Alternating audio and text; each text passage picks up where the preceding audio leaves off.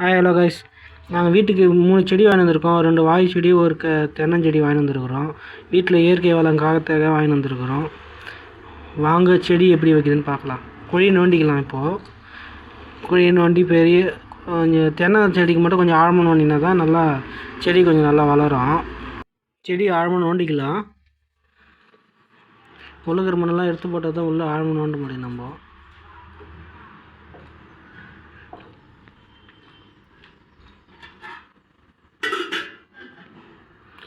இப்போ மணல் எடுத்து வச்சுக்கலாம்.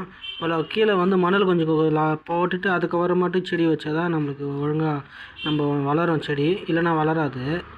அதை கீழே மணல் போட்டிக்கணும். இப்போ செடி போய் எடுத்துகிட்டு வந்துடலாம்.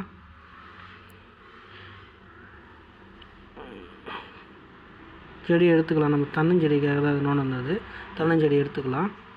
தென்னஞ்செடி எடுத்து போய் அங்கே வச்சு நம்ம கவர், அதில் கீழே இருக்க கவர் கட் பண்ணிக்கலாம். அதை கட் பண்ணிவிட்டு வச்சா தான் நம்ம கரெக்டாக இருக்கும். அவன் அப்படியே வச்சுட்டாக்கா சரியாக வராது.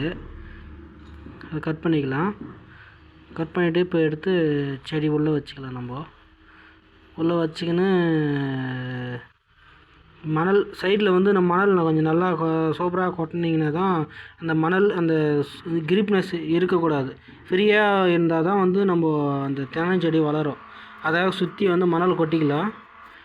மணல் கொட்டிட்டு நல்லா கொட்டிக்கிங்க. அதுக்கப்புறம் கொஞ்சம் அதுக்கு மேலே உரம் இருந்துச்சுனாக்கா, வீட்டில் நம்ம இது வேப்பம் புண்ணாக்கு அதுமாரி உரம்லாம் வருதுங்க, அதெல்லாம் கொஞ்சம் லைட்டாக ஒரு 2 ஸ்பூன் அதுமாரி போட்டிங்கன்னா, ஃபஸ்ட்டு போட்டுட்டு அந்த மணல் கூடவே போட்டு கலந்து போட்டுட்டிங்கனாக்கா உனக்கு நல்லா அந்த பூச்சிலாம் வைக்காது இருக்கும். அதுக்காக நம்ம உரம் கொட்டிக்கலாம். சுற்றி உரம் போட்டுட்டு ரெடி பண்ணிக்கலாம். சுற்றி நம்ம உரம் போட்டுட்டு கூட நம்ம சுற்றி நம்ம ரவுண்டாக இந்த ரவுண்ட் ஷேப்பில் கொஞ்சம் பெரிய தண்ணி நல்லா தண்ணி குடிக்கிற மாதிரி போட்டிங்கன்னா தான் செடி நல்லா வளரும். இல்லைனாக்கா செடி சரியாக வளராது. அதாவது சுற்றி நம்ம ரவுண்ட் ஷேப்பில் சென்டர் மட்டும் இது பண்ணிவிட்டு அங்கே ஸ்ட்ரைட்டாக அந்த குத்துலேயே தண்ணி போட்டிங்கனாக்கா செடி ரொம்ப அழுகி போகிற மாதிரி. சைடில் சுற்றி தண்ணியை சைடில் இருந்துட்டு அப்சர்வ் பண்ணுற மாதிரி ஆகணும். அதுக்காக தான் சுற்றி நம்ம ரவுண்ட் ஷேப்பில் நம்ம பள்ளம் வெட்டி ரவுண்ட் பண்ணிக்கலாம். பள்ளம் பண்ணிட்டுனாக்கா நம்ம சூப்பராக அந்த தண்ணி நல்லா விட்டிங்கனாக்கா ரவுண்ட் ஷேப்பில் சைடில் மட்டும்தான் நம்ம அப்சர்வ் ஆகணும் அந்த தண்ணி ஊற்றுறது. ஏன்னா சென்டராக குத்தில் வந்துச்சுனாக்கா அந்த குத்து அழுகி போயிடும். அதுக்காக தான் நம்ம சுற்றி ரவுண்ட் ஷேப்பில் பண்ணிங்கனாக்கா சுற்றி தண்ணி அதில் ஊறி அந்த வேர் இழுத்து பிடிச்சா தான் நம்ம தண்ணி நல்லா அந்த செடி நல்லா வளரும். அதுக்காக தான் சுற்றி நம்ம ரவுண்ட் ஷேப்பில் பண்ணிக்கிறது.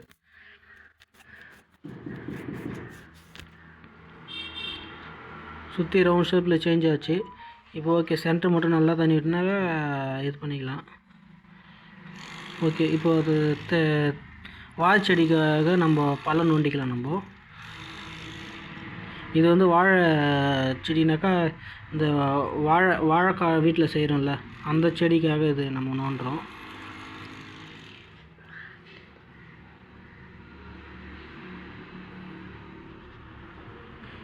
வாழைச்செடி வச்சாச்சு. வாழைச்செடிக்கு மண் போட்டுக்கலாம்.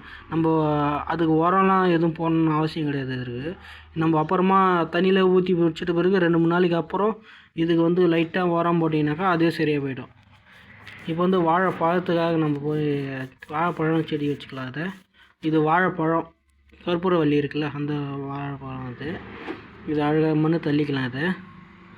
மண் தள்ளி நல்லா க்ளீனாக இதுக்கு ஃபுல்லாக சுற்றி நம்ம ரொம்ப தூரத்துலேருந்து தண்ணி வரணும்னு அவசியம் கிடையாது. இதுக்கு கீழே சுற்றியே சின்னதாக இது பண்ணால் இதுக்கே போதும். நம்ம ஏன்னா ரொம்ப பெருசாக ரொம்ப இது தண்ணி எப்படி இருந்தாலும் இப்போ நார்மலாக தண்ணி இழுத்துக்கும். அது நம்ம அது தென்னஞ்செடி பொறுத்தவரையிலையும் சுற்றி போட்டால் தான் வரும். இதை பொறுத்தவரையிலையும் இது எப்படி இருந்தாலும் தண்ணி இழுத்துக்கும். இப்போ தென்னஞ்செடிக்கு தண்ணி ஊற்றிக்கலாம். அனைவரும் மண் வளம் காப்போம். வணக்கம், நன்றி.